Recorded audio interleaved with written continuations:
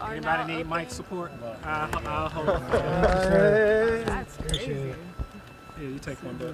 Thank you.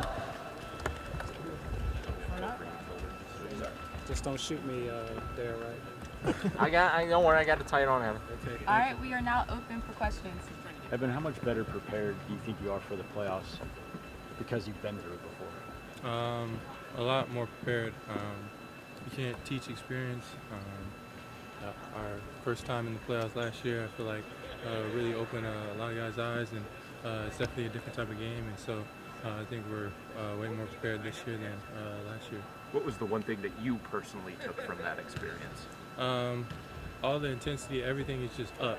So you got to be prepared for that and up your intensity as well, and take it even higher than you ever had before, and be ready for all the contact and no calls, and it's just a different game. Go ahead. In your preparation for the Magic, what stands out to you personally? They're a big team. We got to compact the paint as best we can. I feel like they get a lot of their shots in the paint, so we got to protect the paint very well. And offensively, we got to play with pace, play our brand of basketball, play together, and focus on getting the win. What are the main challenges Banchero presents, and what do you have to do to try to limit him in that matchup? He's a great player. I mean, shoots a lot of mid-range and also likes going right, getting downhill. So try to just use my length and size, have him keep shooting the mid-range, but contest him pretty heavily and live with those shots and keep him out the paint best we can. When you deal with a big, scrappy, aggressive team like Orlando is, just specifically, what do you have to do to try and contain that? Be more scrappy and as big as them.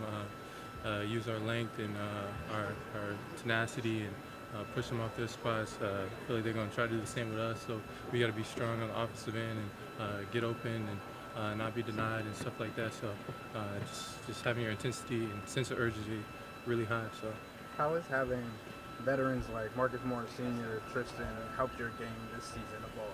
it helped a lot. The great vets know what they're talking about, have a lot of different aspects that they add to the team as far as not just playing, just knowledge.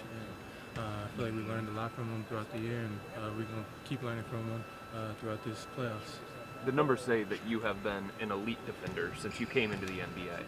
But last year against the Knicks, you had a lot of success against Julius. In what way, if any, did doing that against that caliber of player on that stage raise your confidence of what you can do on the defensive end of the floor? Yeah, I feel like I'm a great defensive player. I have a lot of confidence in that aspect of my game, and I feel like I'm very agile.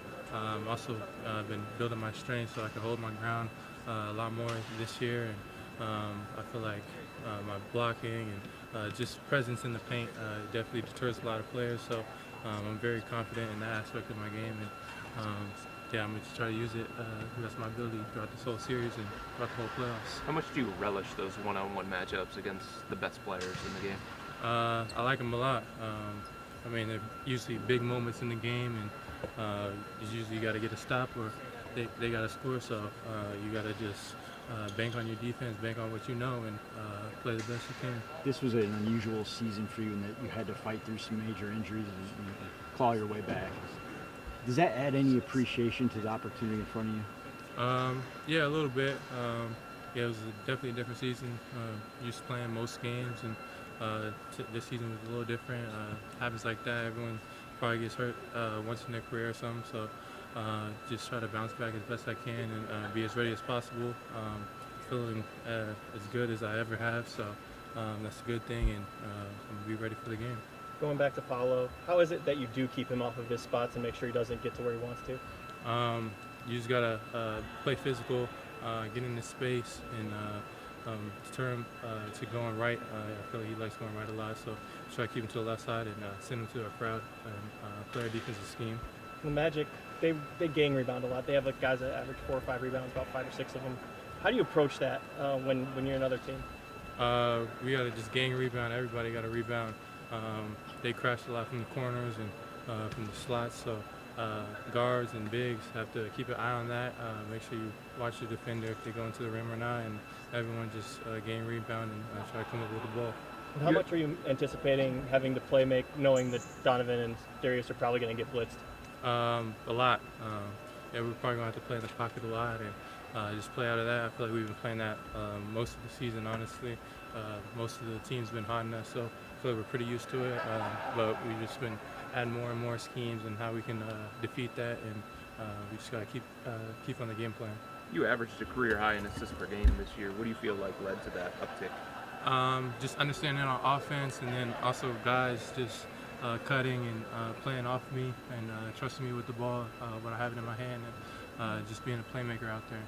How have you seen opponents react to your perimeter game? It's something that you've tried to add to the repertoire this year, and you've had some success. Yeah, I feel like recently, since coming back from injury, my three-point shot has definitely gone up, and percentages have gone up, and I've been working on it relentlessly, and yeah, I feel like it's been getting a lot better. So anytime I'm open on the three, I'm gonna just keep shooting them. Guys have been closing out harder a little bit sometimes, and sometimes they stay in the paint. I'm gonna just read the defense and take what they give me. At certain points of this season, either only one of you or Jarrett was closing. Just wondering what kind of conversations has JB had with you guys, if any, about what that fourth quarter line is going to look like? No conversations, just whatever's best for the team. We're going to put the guys in whatever's best. In the two games you guys played Orlando where you won, you were able to keep them off the line a little bit more. The other two, they were able to get up to the line a little bit more. When they're getting to the line, what are they doing that gets you guys out of position or whatever? Yeah, we just got to keep them off the line as best we can. We know that's part of the game. Definitely like Paolo, guys like that, they get to the line a lot. That's part of how they score a lot of their points. And so we just got to be in the best defensive position we can and just play straight up and not bail them out. How much of that is their size? A lot of it is their size, but I feel like we got a lot of size as well. So yeah, I feel like it's going to be a good matchup. Last one. Evan, the pairing of you and Jared is what this defense is based around. And Jared's talked a lot this season about the confidence he's had in you and senior growth. What's the confidence level in the trust that you have with Jared and how you guys can defend on that end together? Yeah, he's been playing great recently, having a lot of big minutes, big plays for us, and just dominating the paint. So I have a lot of trust in him as well. Me and him have, I feel like, good chemistry of knowing where each other are on the floor as far as protecting the paint, offensively and defensively. And offensively, I feel like a lot of our big-to-big has grown throughout this year as well, and we're just going to keep that chemistry going. Okay, thanks everybody. Thank you, Evan. Thanks, Evan. Thank you very much. Appreciate it.